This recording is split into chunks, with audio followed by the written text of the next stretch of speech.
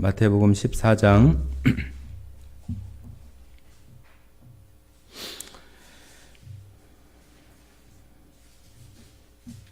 마태복음 14장 25절부터 33절까지 말씀을 같이 보도록 하겠습니다. 25절부터 33절까지 같이 읽겠습니다. 밤 사경에 예수께서 바다 위로 걸어서 제자들에게 오시니 제자들이 그가 바다 위로 걸어오심을 보고 놀라 유령이라 하며 무서워하여 소리 지르거늘 예수께서 즉시 이르시되 안심하라 나니 두려워하지 말라. 베드로가 대답하여 이르되 주여 만일 주님이시거든 나를 명하사 물 위로 오라 하소서 하니 오라 하시니 베드로가 배에서 내려 물 위로 걸어서 예수께로 가되 바람을 보고 무서워 빠져가는지라 소리질러 이르되 주여 나를 구원하소서 하니 즉시 손을 내밀어 그를 붙잡으시며 이르시되 믿음이 작은 자여 왜 의심하였느냐 하시고 배에 함께 오르매 바람이 그치는지라 배에 있는 사람들이 예수께 절하며 이르되 진실로 하나님의 아들이로소이다 하더라. 네, 오늘 마태복음 14장 13절부터 마지막 절까지 36절까지 다 마치도록 그렇게 하겠습니다. 오늘 이 14장에는 13절부터 21절까지는 우리가 잘 아는 그 오병이어. 오병이어가 뭐예요? 오병이어. 예, 떡 5개 하고 물고기 2마리. 오병 5개의 떡. 병자가 떡 병자예요. 그래서 5개의 떡. 이 유대인들로 얘기하면은 빵이겠죠. 그죠? 5개의 빵하고 물고기 2마리, 이어, 오병이어 해서, 물고기 2마리하고 보리떡, 보리빵 5개로 여기 이제 21절에 보시면은 5,000명이나 됐다. 어린아이와 여자를 제외하고도 5,000명이 먹었다고 하는 말씀입니다. 이 5,000명이나 먹었으니까 빵이 엄청나게 크겠잖아요. 그죠? 엄청나게 크겠죠? 그래요? 우리 교회만한 그 빵일까요? 아니에요. 그죠?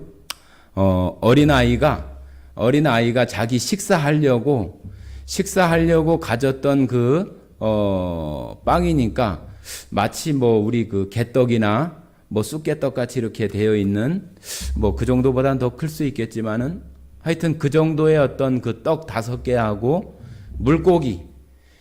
예, 지금 여기 우리가 주로 나오는 지역이 갈릴리 호수 주변이기 때문에 그쪽에서 잡혔던 물고기 2마리라고 이렇게 볼 수 있겠어요.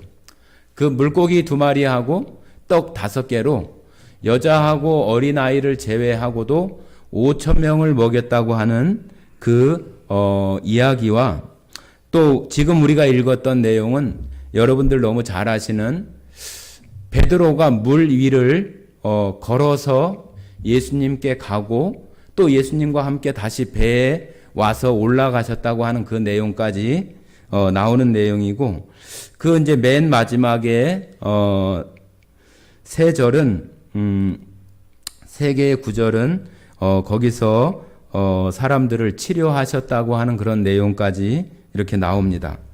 그래서 두세 가지 정도의 내용이 있는데 오늘 2가지, 3가지 내용들을 다 한꺼번에 한번 해보도록 그렇게 하겠습니다. 예, 먼저 13절 한번 보시겠습니다. 13절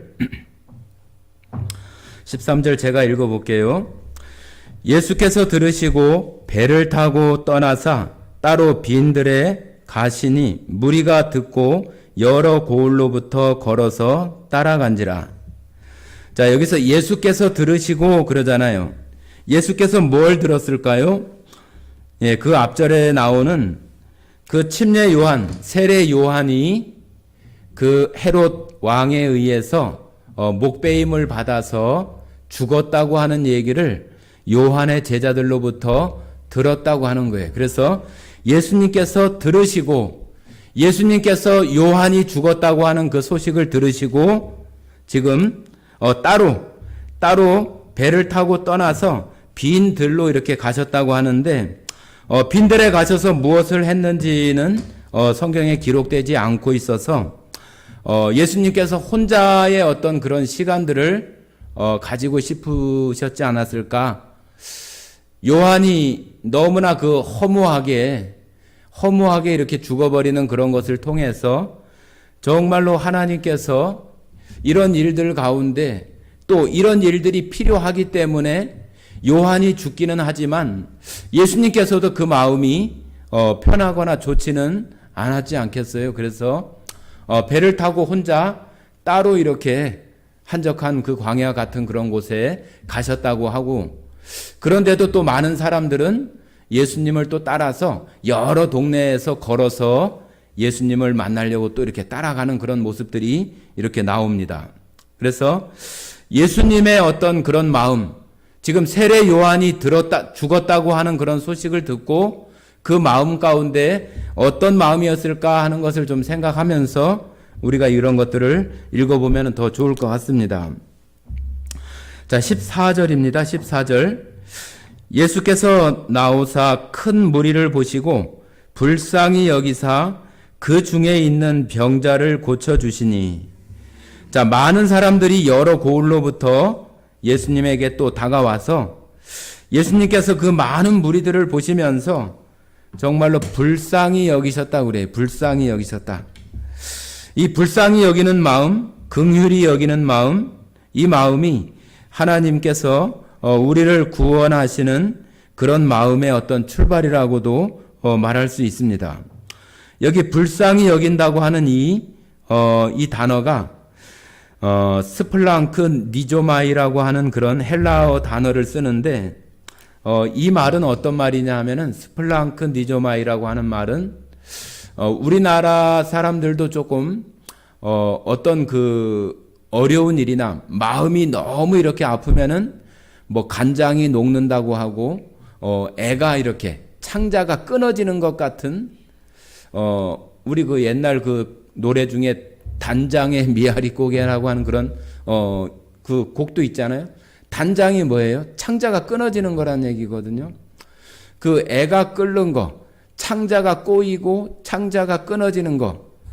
지금 여기 스플랑크 니조마이라고 하는 그 단어가 그냥 야, 저 사람 참 불쌍하네 그런 것이 아니라 너무 불쌍히 여기는 마음 가운데에서 그 창자가 이렇게 끊어질 것 같은 그런 마음으로 그 사람들을 바라보는 마음이에요.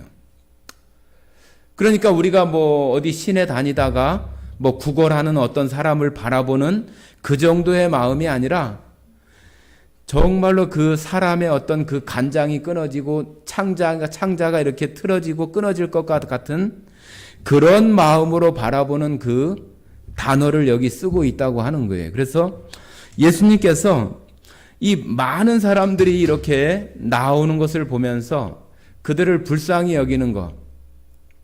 아까 제가 말씀드린 것처럼 예수님께서 요한이 너무 허무하게 그냥 정말로 목이 베어서 참수형을 당해서 죽어버리는 그런 어이없는 그런 상황 가운데에도 이 많은 무리들은 예수님의 어떤 그런 것이나 요한의 어떤 그런 것은 아랑곳하지 않고 예수님께 무언가 자기의 소원이나 자기의 어떤 그 건강이나 질병이나 그런 것을 정말로 낫고자 하는 그런 마음으로 찾아오는 어떤 그런 백성들, 예수님의 마음 속에서 그 요한에 대한 그런 마음도 있고 하나님을 생각하는 그런 마음도 있고 또 그 많은 무리들이 자기를 쫓아와서 자기들의 지금 원하는 것들을 해결하고 싶어 하는 그런 그 사람들을 이렇게 바라보면서 예수님께서 그 세례 요한에 대한 그런 것들이 있는데도 불구하고 여전히 또 그 사람들을 바라보면서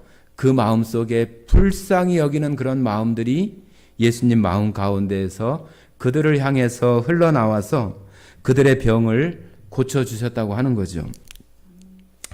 자, 15절입니다.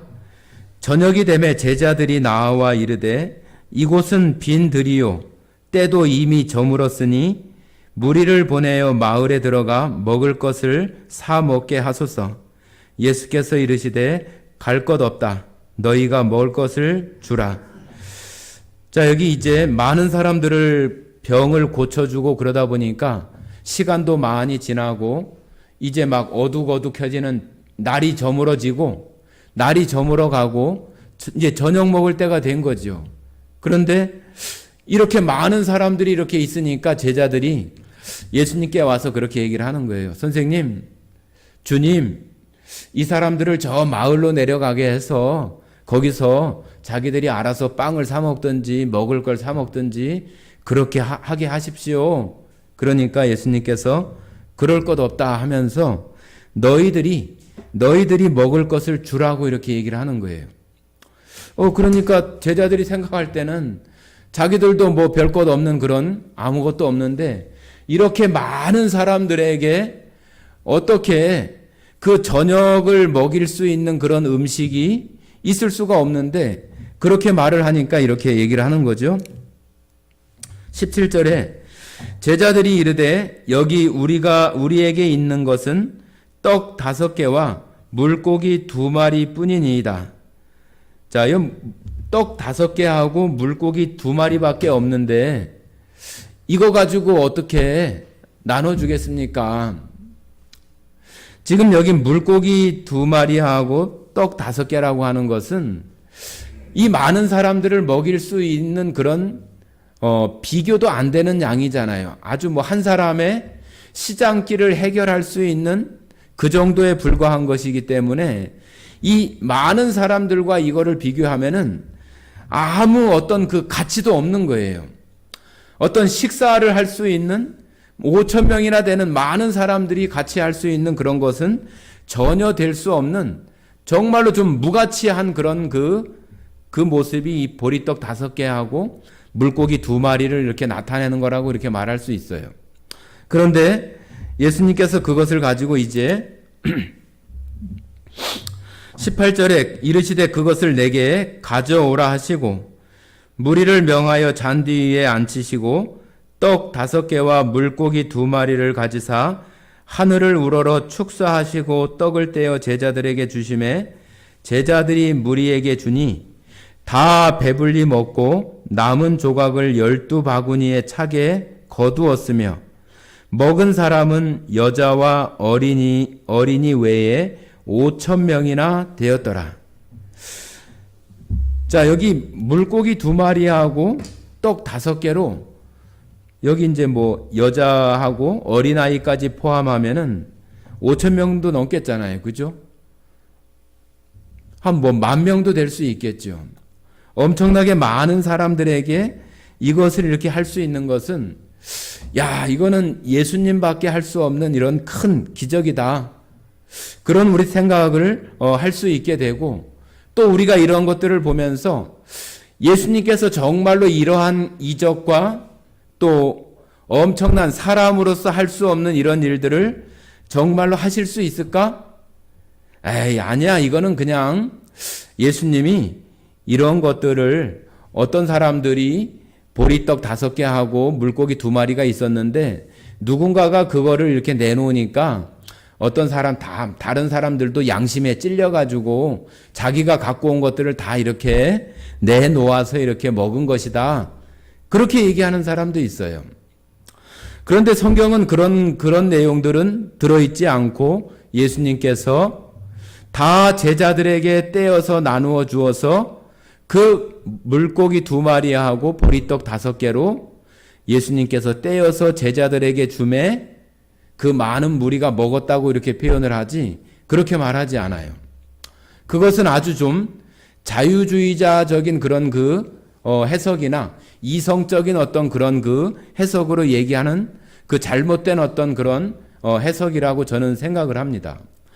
예수님께서 분명히 그 보리떡 5개하고 물고기 2마리를 가지고 어린아이와 여자를 빼놓고 5천 명이나 되는 그 많은 사람들을 다 먹이셨다고 저는 믿어요.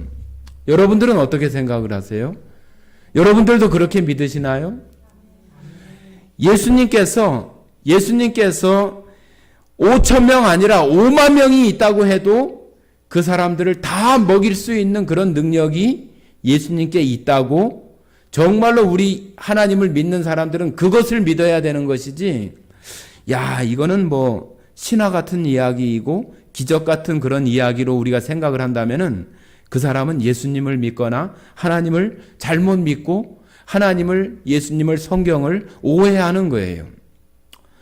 성경에서 단순하게 어떤 그런 이적이나 그런 것들을 표현하기 위해서 예수님께서 이런 사건을 기록하고 있지 않을 거예요. 자, 우리는 이 오병이어라고 하는 이 사건을 여기서만 이렇게 생각을 하면 안 되고, 이스라엘 백성이 애굽에서 나올 때에 출애굽을 해서 광야에서 40년 동안 있을 때 그들이 뭘 먹고 살았어요? 만나와 메추라기를 먹고 살았어요. 그걸 누가 주었어요? 하나님께서 매일 아침이 되면은 그날 먹어야 될 식량들을 계속 주었다고 하는 거예요. 계속.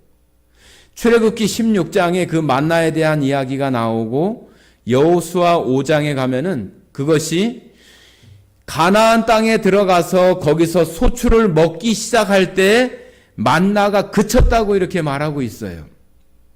그러니까 이 오병이어의 이 사건과 광야에서 이스라엘 백성들, 우리가 200만이라고도 하고 그보다도 더 많다고도 이렇게 얘기하는데, 그 숫자하고 이 숫자하고 생각하면은 이 5천 명 비교가 돼요?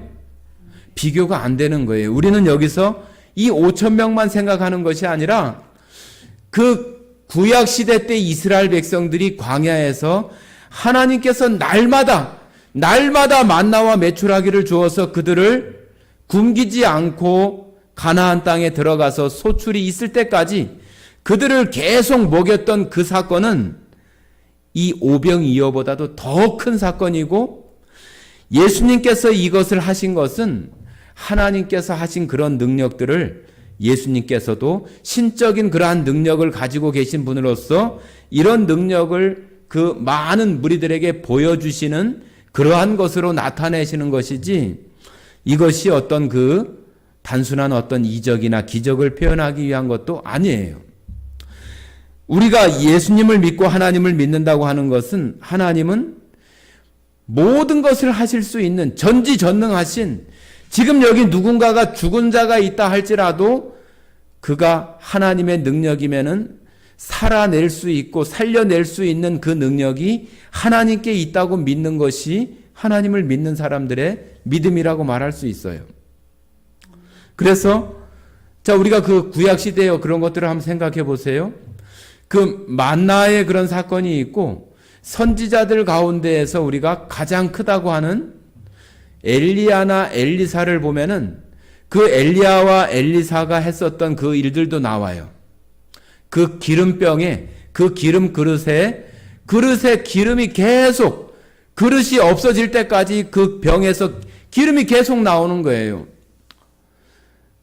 너가 가서 이웃에 가서 기름병을 다 얻어오라고 그래요. 그릇을. 그것도 있는 대로 많이 얻어오라고 그래요. 많이. 그러니까 그 여자가 가서 많이 얻어와요. 그런데 그 기름병에 들은 것을 여기 그릇에다가 부면은, 붓고 나면은 또 가득 차서 또 따르고 또 따르고 또 따르고, 이웃에서 가져온 그릇을 다 채우고 나니까 엘리야가 이게 다냐? 예, 그렇습니다. 그 순간에 그 기름이 이제 멈췄다고 이렇게 말씀하시고, 또 엘리사도 똑같아요. 엘리사도 그 가루 얘기 나오잖아요. 그죠? 가루 한 움큼밖에 없었던 그 그릇 안에서 그 가루가 계속 나오는 거예요. 계속 나와서 그치지 않고 계속 나오는 거예요. 그 엘리야를 통해서도 그 여인의 아이가 태어나게 되고 또 죽게 되었을 때 살리고, 또 엘리사도 마찬가지로 그 아이가 태어나고 그 아들을 또 다시 살리는 그런 일들이 그 선지자 엘리야와 엘리사 때도 그런 일들이 있었어요. 여기 오병이어의 이런 사건처럼 그런 것들을 보여주는 거잖아요.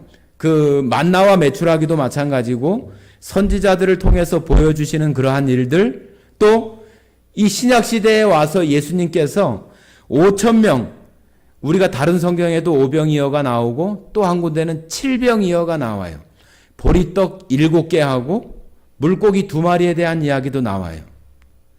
그런 이야기들은 그 뭐 오병이어, 7병이어 그것이 중요한 게 아니라 예수님께서 정말로 그러한 신적인 그러한 능력으로 이루실 수 있는 그런 능력들을 이와 같이 표현하고 보여주시는 것이라고 하는 것을 우리가 이런 성경들을 보고 알아야 되는 거죠. 그냥 와 5,000명을 먹였네, 4,000명을 먹였네 그런 것이 아니라 정말로 예수님께 가면은 모든 것의 해답이 예수님께 있고 모든 것을 이루시고 하실 수 있는 분이 예수님이라고 하는 것을 우리들 가운데 믿음으로 가질 수 있는 그런 말씀들이 이러한 것이 되어져야지 단순한 어떤 그런 사건에 집착하지 않고 우리가 구약 시대부터 이어져 왔던 하나님의 능력이 예수님의 그 신적 그 능력을 통해서 이와 같이 나타내고 있다고 하는 것을 우리가 봐야 되고, 그리고 이런 것을 보면서 우리 안에 과연 예수님이 정말로 하나님으로서의 이러한 능력들을 나타내고 있다고 하는 것을 우리 마음에 믿음으로 더 가질 수 있는 그런 사건이 되어져야 한다고 하는 것입니다. 그것이 바로 이 오병이어, 또 다 나중에 또 다른 성경이나 다른 데도 또 오병이어에 대한 이야기가 또 다른 복음서에도 다 나와요. 그리고 또 칠병이어에 대한 사건들도 또 나오는데 그런 사건들에 매이지 않고 예수님이 어떤 분인가 하는 것을 우리가 이런 내용들을 통해서 우리 안에 더 예수님을 의지할 수 있는 믿음을 갖는 것이 더 중요하다는 것을 말씀드리고 싶습니다. 자, 22절입니다. 22절. 예수께서 즉시 제자들을 재촉하사 자기가 무리를 보내는 동안에 배를 타고 앞서 건너편으로 가게 하시고 무리를 보내신 후에 기도하러 따로 산에 올라가시니라. 저물매 거기 혼자 계시더니 배가 이미 육지에서 술이나 떠나서 바람이 거스름으로 물결로 말미암아 고난을 당하더라. 밤 사경에 예수께서 바다 위로 걸어서 제자들에게 오시니, 자, 예수님이 제자들을, 아까는 예수님이 먼저 가셨는데 이번에는 제자들을 먼저 배로 보내고 예수님은 따로 이렇게 기도하러 따로 산에 계시다가 배는 또 멀리 떠났잖아요. 그죠?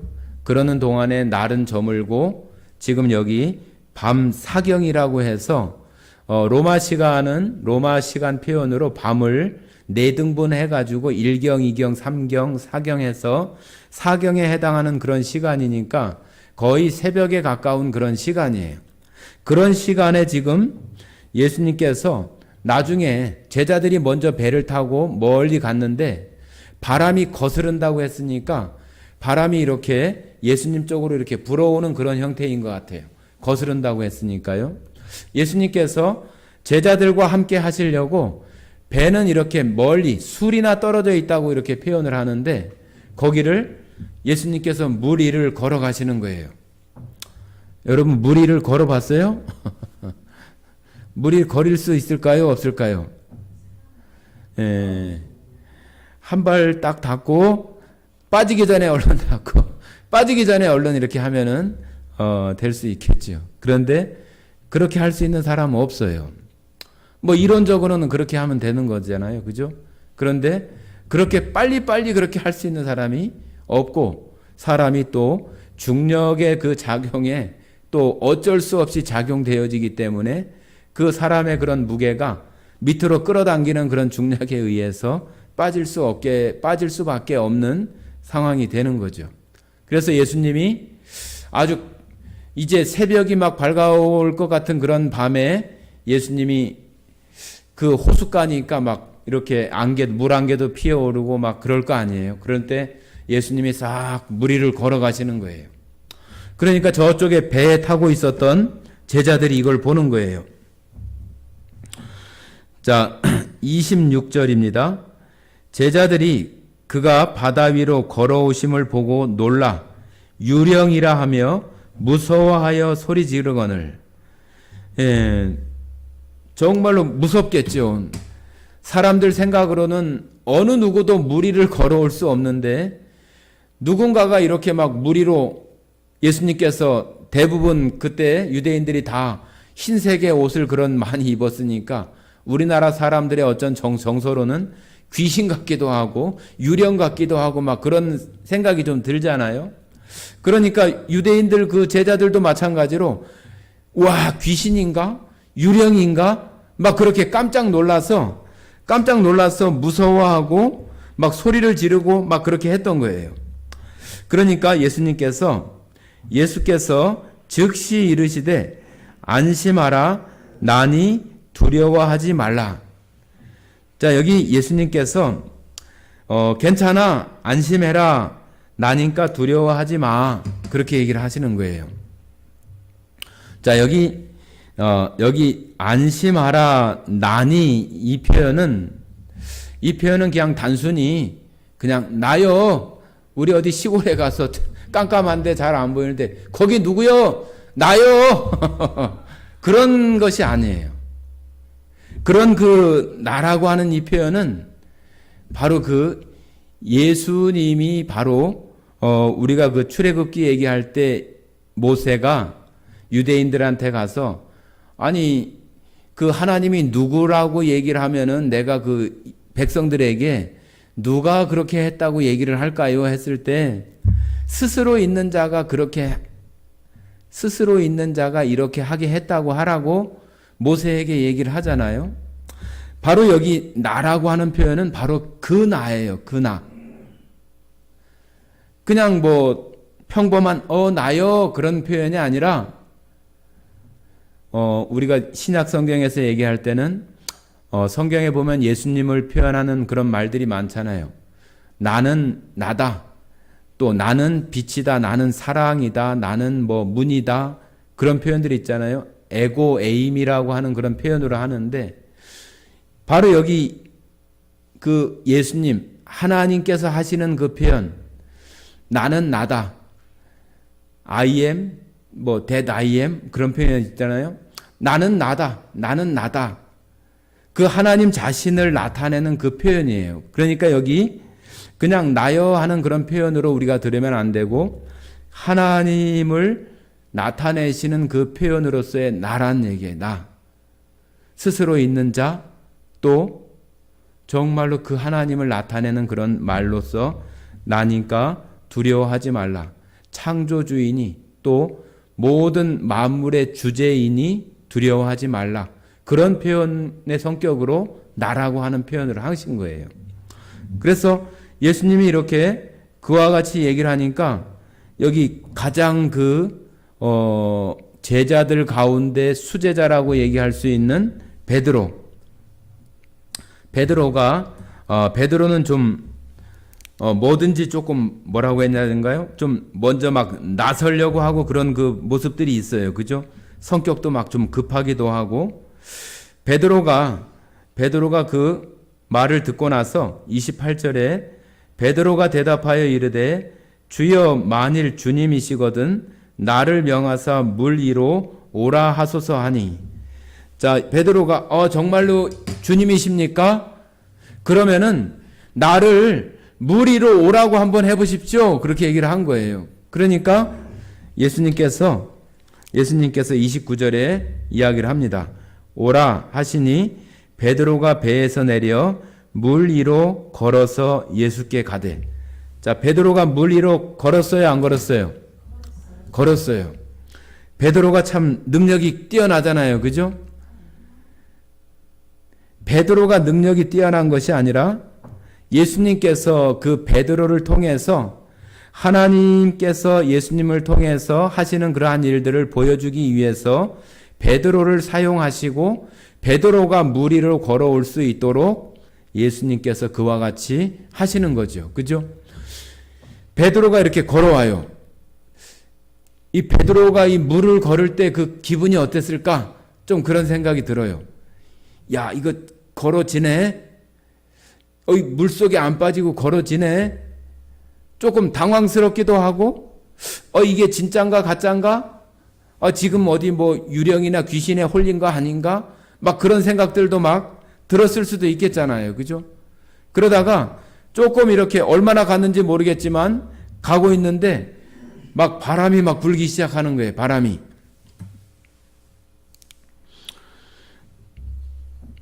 자, 30절입니다.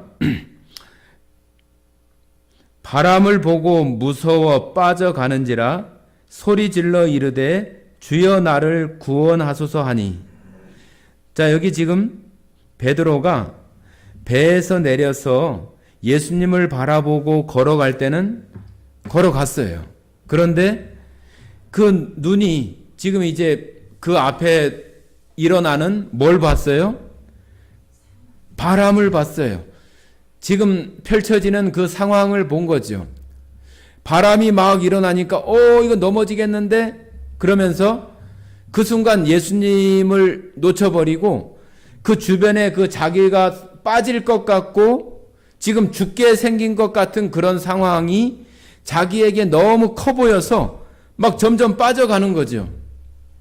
여기 바람이라고 하는 것은 우리가 바다라고 하는 표현을 많이 얘기할 때 성경에서도 이 바다를 우리가 살아가고 있는 이 세상이라고도 많이 표현하고, 또 여기 바람은 그 세상 가운데 불어오는 여러 가지 환경, 어려움, 고난, 질병, 아픔, 고통, 그런 것들이 바람이라고 이렇게 볼 수 있어요. 바람. 우리가 살아가는 동안에 우리 앞에 펼쳐지는 여러 가지 것들, 우리를 넘어지게도 하고 또 하나님을 향해서 우리의 시선을 맞출 수 없도록 우리들을 방해하고 예수님을 바라보고 하나님을 바라보는 그 시선을 놓쳐버리게 하는 것들. 우리 안에 어떤 걱정, 근심이 생기면은 우리들 마음에서 벌써 한숨이 나오고 낭망이 되어지고 지금 내가 가지고 있는 그 문제가 예수님보다도 더 커가지고 거기에 매달려가지고 그거 해결하느냐고 정신이 없잖아요. 그죠? 대부분이 그러고 살잖아요. 그것이 바로 바람이에요. 바람. 베드로에게 불어온 그 바람이 바로 그런 가운데 있는 거예요. 베드로가 그랬던 것처럼 우리들도 얼마든지 그런 것들이 있을 수 있어요. 그럴 때 이 베드로는 참 나중에 예수님을 부인할 때도 그랬지만은 정말로 그래도 예수님을 바라보는 그런 마음들이 그 마음 속에 여전히 있고 예수님 앞에 돌이키고자 하는 그러한 마음들이 많이 있는 사람이라고 하는 것을 볼 수 있어요. 막 빠져가는데 계속 거기서 허우적거리고만 있는 게 아니라 예수님을 부르는 거예요. 예수님. 하나님, 예수님 살려주세요. 불쌍히 여겨주세요. 저를 구해주세요.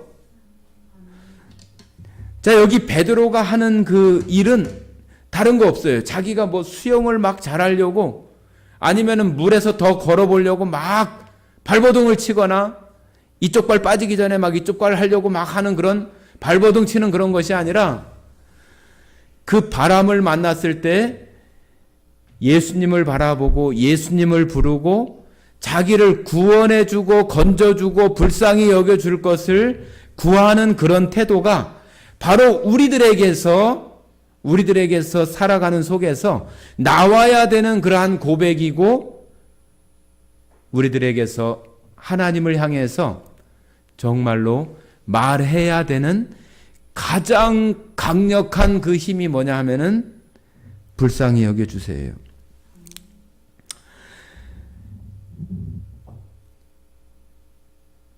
바람을 보고 무서워 빠져가는지라 소리질러 이르되 주여 나를 구원하소서. 나를 불쌍히 여겨주세요. 나를 살려주세요.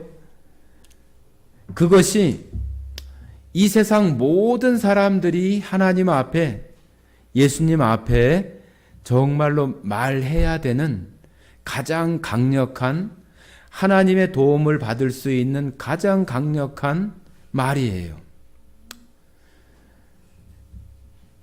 거기서 느닷없이 예수님 나는 헌금도 많이 하고, 예수님 나는 봉사도 많이 하고 그랬어요, 그런 것이 아니라 살려주세요, 구원해 주세요, 예수님 저 좀 붙들어 주세요, 저 좀 살려주세요. 그런 것이 우리들이 살아가면서 이 바람을 만날 때, 어려운 환경과 고통들을 만날 때 그 사람 마음속에 그 하나님을 놓치지 않고 있는 사람은 다 그렇게 불러야 되는 거예요. 하나님 나 좀 살려주세요. 예수님 나 좀 살려주세요. 우리 인간이 똑똑한 것 같고 뭘 잘할 수 있는 것 같지만은 그렇지 않아요. 세상 사람들 말하는 것처럼 도찐 개찐이에요. 뭐 50보 100보 별로 차이 없어요. 그 사람이 정말로 하나님을 의지하고 하나님을 정말로 믿음으로 바라보고 하나님이 정말로 전지전능하신 그런 하나님으로 그 사람 마음속에 있는가 하는 것이 중요한 것이지, 누가 뭘 조금 잘하고 누가 뭘 조금 못하고 그런 것은 아무 차이가 없어요. 그래서 우리는 어느 순간에든지 정말로 이런 어렵고 고통스러운 그런 그 바람이 몰아칠 때도 예수님을 붙들고 예수님을 부를 수 있는 그 시선을 놓쳐서는 안 되는 거예요. 자, 예수님께 그렇게 부르짖었을 때 31절에 예수께서 어떻게 해요? 즉시는 무슨 말이에요? 한참 있다가예요? 그래, 너 한번 잘해봐. 네가 한번 해봐. 너 잘한다며? 너 목사라면서? 너 장로라면서? 너 한번 잘해봐. 그렇게 내버려 두시는 것이 아니라 정말로 구원해달라고 살려달라고 구하는 그런 사람에게 예수님은 즉시 손을 내밀어서 그를 다시 일으켜주시는 그러한 일들을 베드로에게 보여주시는 것처럼 여러분과 저에게도 그런 예수님의 능력이 나타날까요? 안 나타날까요? 믿음으로 하는 사람들에게 나타나는 거예요. 내가 그런 것을 경험하지 못하는 이유는 내가 아직 예수님을 그와 같은 믿음으로 부르지 못하고 그러고 있는 우리 자신들이라고 하는 것을 발견할 줄 알아야 돼요. 뭐 그래도 지금까지 뭐 그렇게 넘어지거나 막 꼬꾸라지거나 뭐 그럴 만한 일들은 없었으니까 괜찮은 거 아니에요. 괜찮은 것이 아니라 내 마음속에서 하나님 앞에 그러한 믿음이 있지 못하는 것을 우리가 발견할 수 있어야 되는 거지, 단순히 나는 그런 고통이 없어, 그런 거 괜찮아, 그런 것으로 끝나면은 그 믿음 안에 아무런 어떤 뭐 소득이 없는 거예요. 우리가 이런 것들을 보면서 베드로에게 했었던 것처럼 나에게도 정말로 베드로처럼 이렇게 갈급하게 구하는 그런 사람들에게 하나님의 능력이 나타난다고 하는 것을 믿음으로 갖는 그러한 믿음들이 우리가 이런 말씀들을 보면서 알아야 되는 거잖아요. 31절입니다. 예수께서 즉시 손을 내밀어 그를 붙잡으시며 이르시되 믿음이 작은 자여 왜 의심하였느냐 하시고, 자, 예수님께서 즉시 손을 내밀어 그 베드로를 붙들어서 다시 물 위에 이렇게 있을 수 있게 하는 거죠. 그죠? 그러면서 믿음이 작은 자여 왜 의심하느냐. 자, 여러분과 저가 이렇게 살아가면서 믿음이 있는 것 같은데 정말로 믿음이 정말로 없는 것 같을 때도 너무 많아요. 예수님께서도 뭐라고 그래요? 우리 안에 겨자씨만한 믿음만 있어도 이 산을 들어서 저 바다에 빠치우라고 하면은 할 수 있다고 하는 것이 겨자씨만한 믿음이라고 하는 거예요. 우리 안에 어떨 때는 그런 겨자씨만한 믿음도 찾아보지 못할 때가 우리들 안에 있는 거예요. 그러니까 우리가 이 세상에 살아가면서 이런 바람이나 이런 환경들을 보면서 정말로 내가 믿음이 정말로 적고 작은 자구나, 내가 정말로 하나님 앞에 교만하거나 내가 무엇인가 할 수 있다고 정말로 자꾸 고개를 뻣뻣하게 들려고 하는 그런 마음들을 우리 스스로가 부끄러워할 줄 알아야 되고, 정말로 하나님 앞에 더 낮아지고 정말로 내가 이런 믿음조차도 잊지 못하는구나, 내가 정말로 이것밖에 되지 못하는구나, 하나님 저에게 정말로 그 겨자씨만한 믿음이라도 저에게 있을 수 있도록 하나님 그렇게 해주세요 하는 그런 기도들이 우리 가운데 필요하지, 그래도 우리가 뭔가 있는 것처럼 하나님 앞에 우리의 어떤 교만을 나타내거나 그런 태도는 정말로 하나님 앞에 망할 수밖에 없는 그런 태도라고 볼 수 있을 것입니다. 예수님은 우리들을 구원하실 때 또 하나님께서 이스라엘 백성들이나 또 성경 말씀 속에서 구원의 일을 시작하시고 하나님의 그 때가 되어질 때는 즉시 그 일들을 이루어 가시는 것들을 우리가 볼 수 있어요.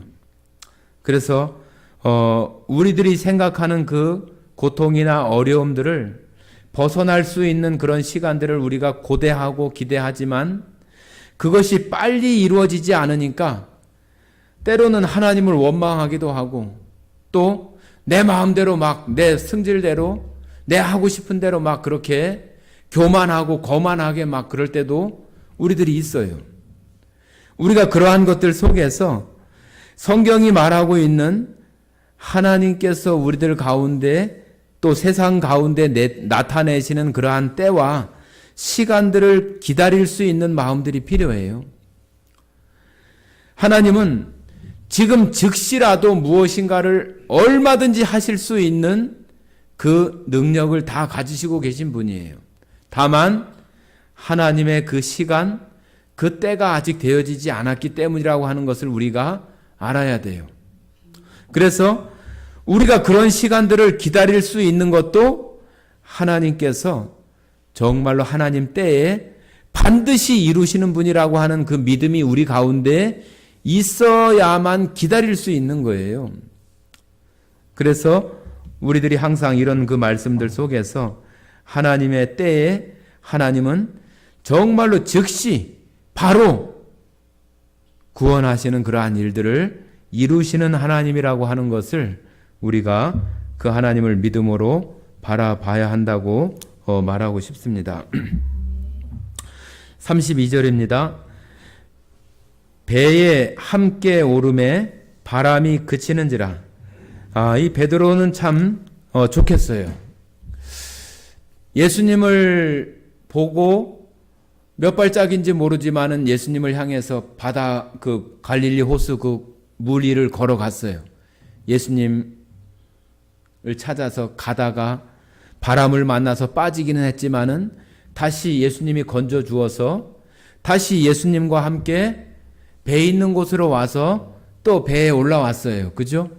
그러니까 베드로는 한번 걷고 빠지는 순간에 다시 붙들려서 다시 예수님과 함께 걸어서 배 있는 곳에 와서 배에 올랐어요. 그러니까 두 번이나 이렇게 무리를 걸은 거잖아요.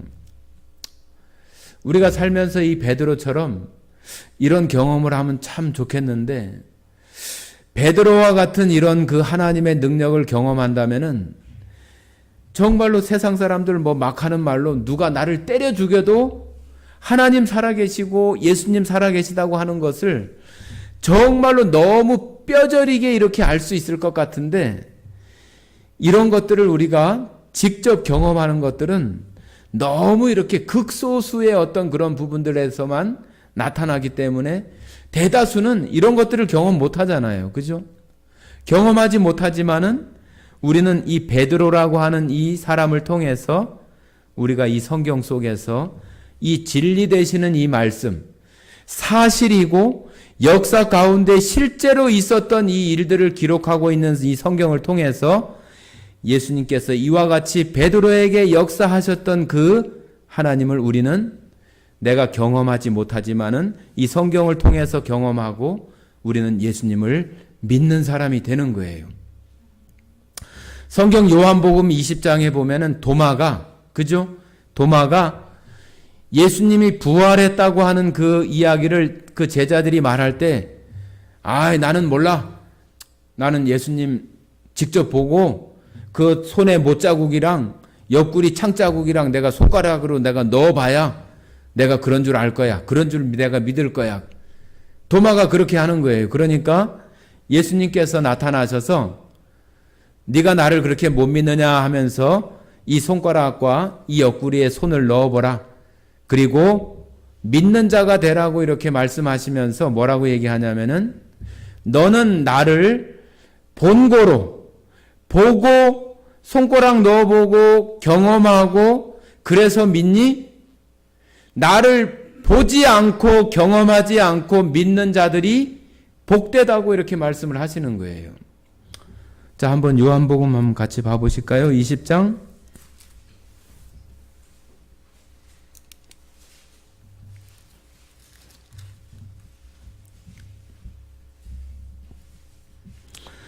요한복음 20장 27절부터 29절까지 말씀, 20장 27절부터 29절까지 같이 읽어보겠습니다. 도마에게 이르시되 네 손가락을 이리 내밀어 내 손을 보고 내 손을 내밀어 내 옆구리에 넣어보라. 그리하여 믿음 없는 자가 되지 말고 믿는 자가 되라. 도마가 대답하여 이르되 나의 주님이시요 나의 하나님이시니이다. 예수께서 이르시되 너는 나를 본고로 믿느냐? 보지 못하고 믿는 자들은 복되도다 하시니라.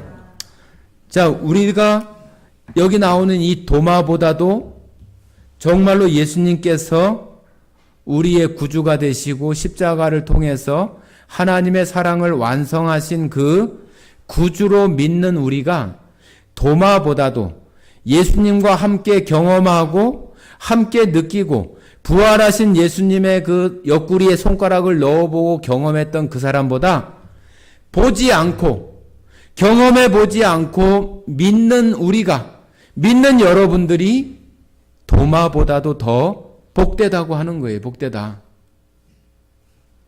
여러분과 저가 아주 대단한 믿음을 가지고 있는 거예요. 대단한 믿음. 이 성경 말씀을 보고 예수님을 믿고 내가 구원받은 백성이 되어졌다는 믿음으로 살아가는 것이 정말로 이 도마보다도 정말로 복된 믿음을 가지고 있다고 하는 것이라고 하는 거예요. 여러분들 모두가 내가 그런 사람이다. 내가 하나님 앞에 이런 복을 받은 사람이고 이런 은혜를 받은 사람이고 내가 이런 은혜를 받았으니 그 예수님을 정말로 그 내 시선, 믿음의 시선을 놓치지 않고 그 예수님을 바라봐야 되겠다고 하는 그런 마음들이 우리들 안에 아주 이렇게 강하게 우리들 마음속에 간직해야 된다고 생각을 합니다. 자, 다시 마태복음 14장입니다.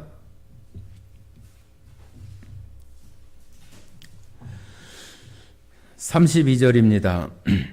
배에 함께 오름에 바람이 그치는지라.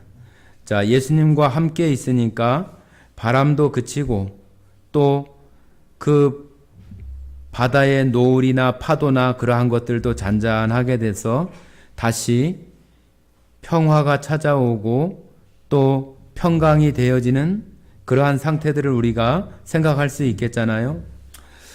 우리는 다 하나님을 떠나면은 다 불행하고 하나님을 떠나면은 다 불안하고 불행하고 우리 안에 만족이 되어지지 않고 다 그런 결핍되어진 모자란 상태가 다 되어버리는 거예요.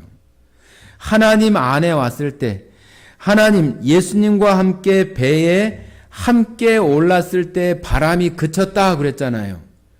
베드로가 걸어갈 때 만났던 그 바람은 거센 바람이었잖아요.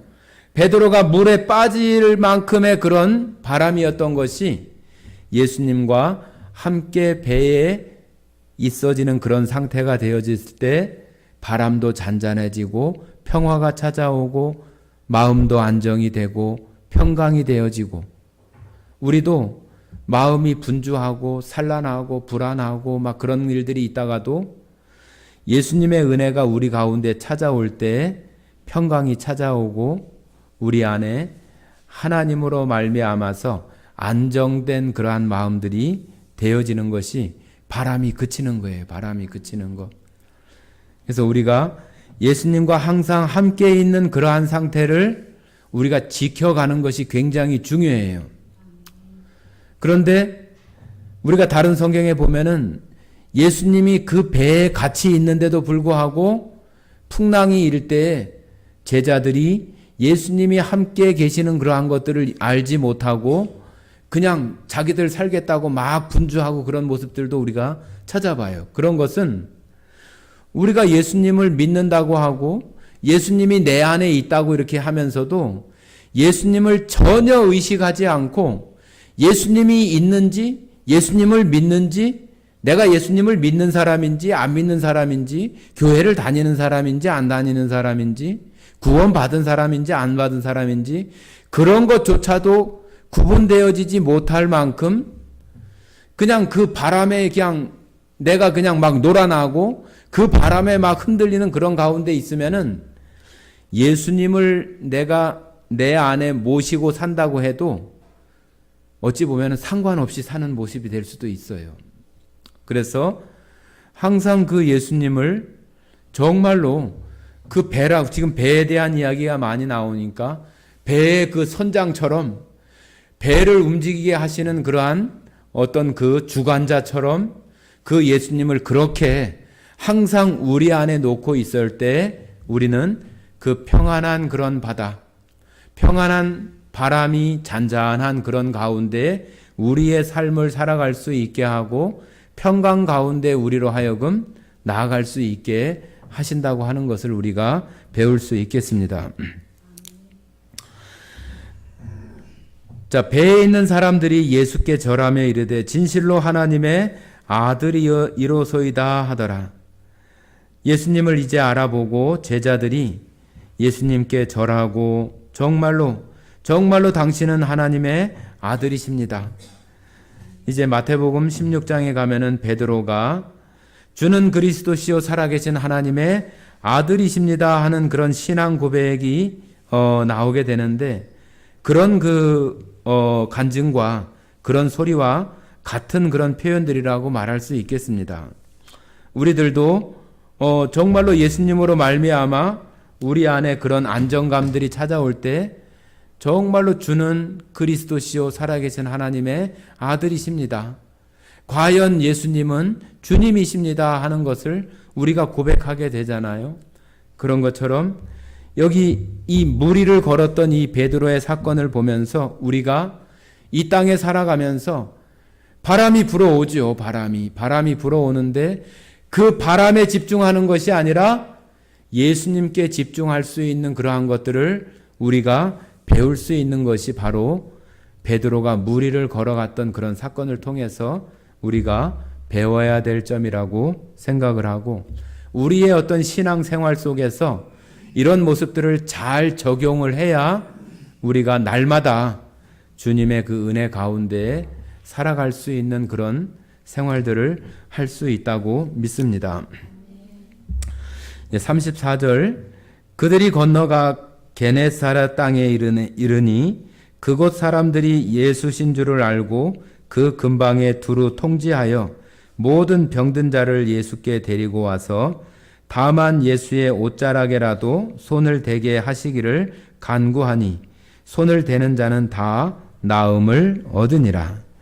자, 게네사렛이라고 하는데도 성경에 나오는 그 예수님 주로 활동 무대가 갈릴리 주변하고 또 예루살렘 그렇잖아요. 그죠? 그래서 요 앞부분에 나오는 그 예루살렘에 입성하기 전까지는 거의 이 갈릴리 호수 주변이에요. 그래서 우리가 가끔 이게 성경 가운데 지명이 뭐 벳세다, 가버나움, 여기 나오는 게네사렛, 뭐 디베랴 그런 지명들이 나오잖아요.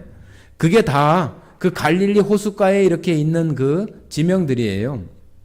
그래서 그것이 막 뭐 저 위에 하나 있고 뭐 저 몇 도 밑에 하나 있고 뭐 서울에 하나 있고 부산에 있고 그런 것처럼 그런 게 아니라 서울로 얘기하면 이렇게 뭐 한강 주변에 이렇게 있는 것처럼 갈릴리 호수 주변에 그 갈릴리 호수가 상당히 크거든요. 그래서 이스라엘 사람들은 거기를 뭐 갈릴리 바다라고도 이렇게 얘기할 만큼 굉장히 큰 곳이에요. 그래서 그 주변에 뭐 벳세다니 여기 게네사렛이니 뭐 디베랴니 또 가버나움이니 그런 동네들이 다 그 주변에 이렇게 있는 동네들이에요.